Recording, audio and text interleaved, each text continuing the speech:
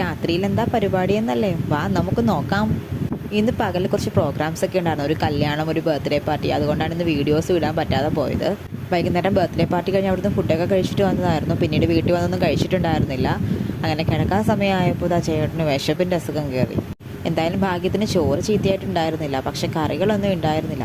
അത് പറഞ്ഞപ്പോഴേ അതിനുള്ള മറുപടിയും വന്നു. നമ്മുടെ ചെടിയിൽ മുളക് പിടിച്ചിട്ട് ഇതുവരെ എനിക്ക് നല്ലൊരു മുളകുടച്ചത് തന്നിട്ടില്ലല്ലോ. അപ്പോൾ അത് തന്നെ ആവട്ടെ ഇന്നത്തെ നൈറ്റ് ഫുഡ് എന്ന്. എന്നാൽ പിന്നെ ആ പരാതി അങ്ങ് തീർക്കാമെന്ന് ഞാനും കരുതി. അതിനായി ഒരു ടോർച്ചും എടുത്തുകൊണ്ട് ഇറങ്ങുന്ന കാഴ്ചയാണ് നിങ്ങളീ കണ്ടുകൊണ്ടിരിക്കുന്നത്. ഉറങ്ങിക്കിടന്ന നമ്മുടെ ചെടികളെ വിളിച്ചുണർത്തി അവയിൽ നിന്നും കുറച്ച് മുളകുകളൊക്കെ പിച്ചി അതുമായി നേരെ അടുക്കളയിലേക്ക്.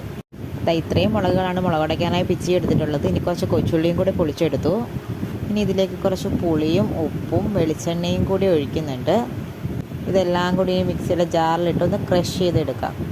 ഈ ഒരു പരുവം മതി കേട്ടോ, കൂടുതൽ അരഞ്ഞു പോവുകയൊന്നും വേണ്ട. ഇതിപ്പോൾ നമുക്ക് സമയമില്ലാത്തതുകൊണ്ടാണ് ഈ മിക്സിയിലിട്ട് ഇങ്ങനെ അടിക്കുന്നത്. ഇല്ലെങ്കിൽ നമ്മുടെ കൈ കൊണ്ട് തന്നെ ഇത് ഉടച്ചെടുക്കുന്നതാണ് ഇതിനേക്കാളൊക്കെ ഏറ്റവും ടേസ്റ്റ് എന്ന് പറയുന്നത്. ഇനി ഇതെല്ലാം ഒരു പാത്രത്തിലേക്ക് മാറ്റി അല്പം വെള്ളവും കൂടി മിക്സ് ചെയ്ത് കൊടുത്തു. ഇനി നമുക്ക് ചോറിലൊഴിച്ച് അല്ലിപ്പൊളി ടേസ്റ്റിൽ കഴിക്കാം. അപ്പോൾ സമയമൊക്കെ ഒരുപാടായി. ഇതും കഴിച്ചിട്ട് എളുപ്പം കയറി കിടന്ന് ഉറങ്ങട്ടെ. ചെടിയുടെ വിശേഷവുമായി നാളെ കാണാം. Okay, by.